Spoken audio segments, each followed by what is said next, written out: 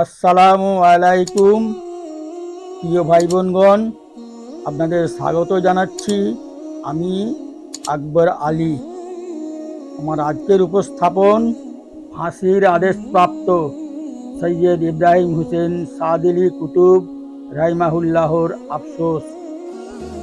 তিনি মিশরের ইসলামী আন্দোলনের প্রধান সংগঠন ইখওয়ানুল মুসলিমিন দলের মুখপত্র ইখওয়ানুল মুসলিমিনের সম্পাদক ছিলেন। 1966 সালে তিনি মিশরের রাষ্ট্রপতি জামাল আবদেল নাসেরকে হত্যার ষড়যন্ত্রের কথিত মিথ্যা মামলায় দোষী সাব্যস্ত হন এবং ফাঁসিতে ঝুলিয়ে তার মৃত্যুদণ্ড কার্যকর করা হয়। তার রচিত তাফসির ফি জিলালিল কুরআন বিশ্বের প্রসিদ্ধ তাফসির সমূহের একটি। ফাঁসির আগ মুহূর্তে সৈয়দ কুতুব রাহিমাহুল্লাহকে কালিমা পড়ানোর জন্য জেলের ইমাম সাহেবকে পাঠানো হলো। জেলের ইমাম সাহেব এসে সৈয়দ কুতুবকে কালিমা পড়ানোর চেষ্টা করতে লাগলেন।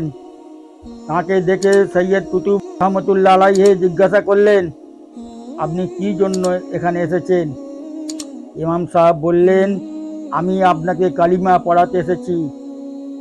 মৃত্যুদণ্ড কার্যকর করার আগে আসামিকে কালিমা পড়ানো আমার দায়িত্ব। সৈয়দ কুতুব রাহিমাহুল্লাহ বললেন, এই দায়িত্ব আপনাকে কে দিয়েছে? ইমাম সাহেব বললেন, সরকার দিয়েছে। সৈয়দ কুতুব রাহিমাহুল্লাহ বললেন, এর বিনিময়ে কি আপনি বেতন পান? ইমাম সাহেব বললেন, হ্যাঁ, আমি সরকার থেকে বেতন ভাতা পাই। তখন সৈয়দ কুতুব রাহিমাহুল্লাহ বললেন, কি আশ্চর্য! যেই কালিমা পড়ানোর কারণে আপনি বেতন ভাতা পান, সেই কালিমার ব্যাখ্যা মুসলিম উম্মাহকে জানানোর অপরাধেই আমাকে ফাঁসি দেওয়া হচ্ছে।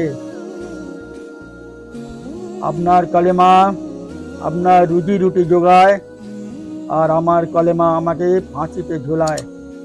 আলহামদুলিল্লাহ।